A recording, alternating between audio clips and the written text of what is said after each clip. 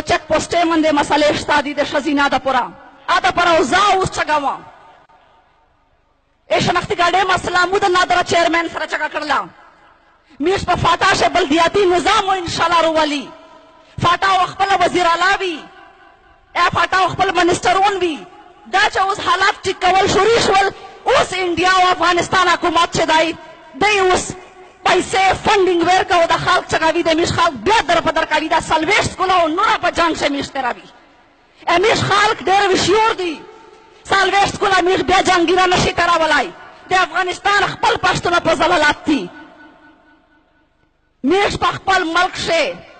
خپل حقوق غواړي او میش انشاءالله اوس میش خپل یاره روغللي میش ته ملاویږي اخره شه زه دا وایم چې په پاکستان شه نه پنجابی شته نه سندهی شته نه بلوچایي شته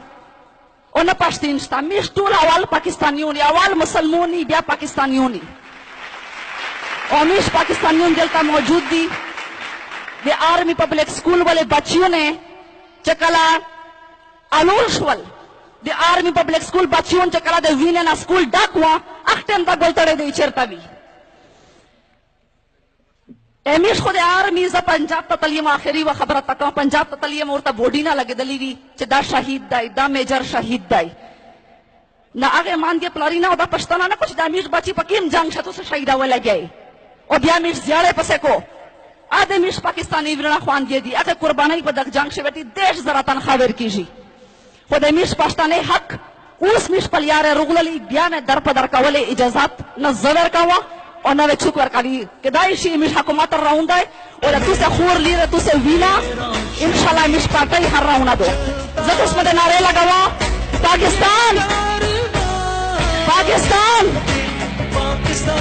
میش پښتون سبایل ډېره مننه ډېره شکریه زه یو ځل بیا د ټولو ملګرو ډېره شکریه ادا کوم د عزیز خان ایوب ماویا عبدالحق مدني او د هغې د ټولو ملګرو ډېره شکریه ادا کوم